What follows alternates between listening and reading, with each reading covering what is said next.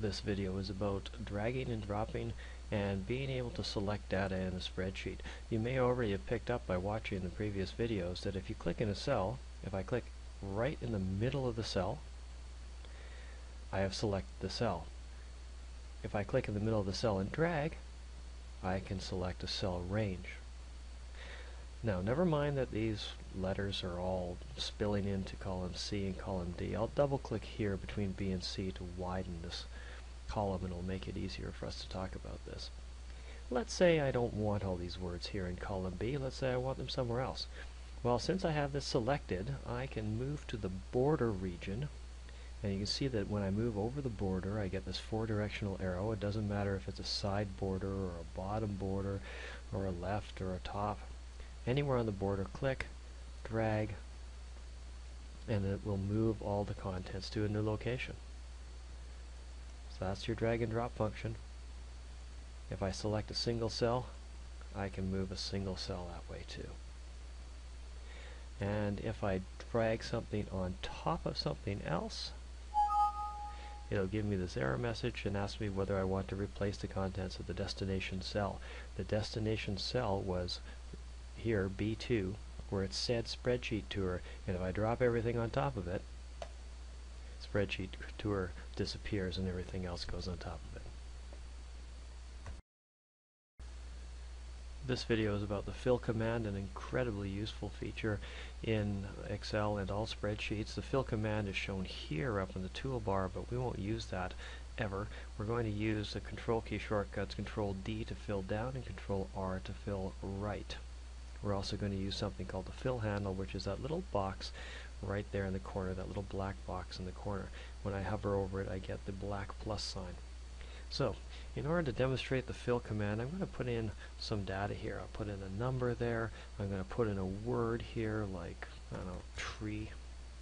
And I'm going to put in a date. Let's put in my birthday, December the 5th. And I'm going to put in Monday, and I'm going to put in block 2. Now, if I click in the middle of this cell and drag down, I highlight a cell range. And if I then fill down, that's a control key with a D, Control D, it fills up with ones. If I do that with a tree, Control D, tree. If I do that with December 5th, Control D, a whole bunch of December 5ths, and so on and so forth. And block 2. Okay, so Control D or fill down can fill things with a particular item. Now this may or may not be of use to you, but what's of greater use is when you use the fill handle. Now, if I have simply the number 1 and I use the fill handle, I get the same result. Same with the word. Same result. But watch what happens when I do it with a date. I click on the corner and drag down. I get the dates running in a series. What about a Monday?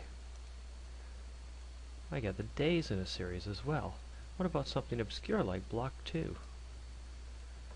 Well, that runs as well. And this is called a series fill, or fill series. The fill series will work with any kind of text as long as there's a number at the end. So if I fill this thing with a 5 at the end, it will give me a running series of ad hoc.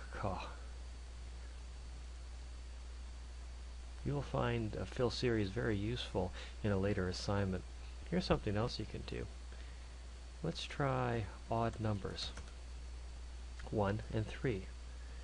If I highlight both of them, I've clicked in the middle and highlighted down.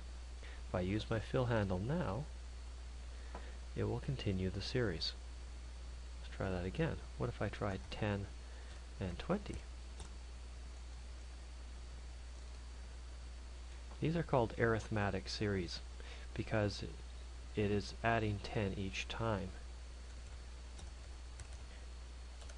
It's not smart enough to do something like a exponential series. It does not recognize this as 10 times the previous cell. Instead, it will just add 9 to each time. This is the last of our introductory videos on spreadsheets, showing you a little bit about formulas in the formula bar.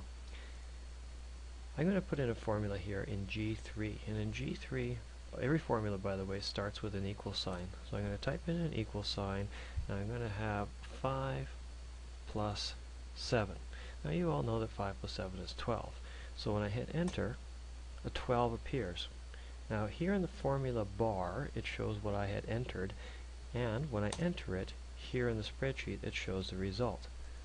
Now we can do any kind of complex calculations. I can have 400 or 567 times 734. That's star key, by the way, is what we use for times in the spreadsheet. And it gives me the answer. So we can do any kind of calculation. It's just like having a calculator built into every single cell in the spreadsheet. Let's delete these for a second. I want to show you something even better. I'm going to start a little arithmetic series here. And I'm going to drag that down so I got some numbers. And whoops.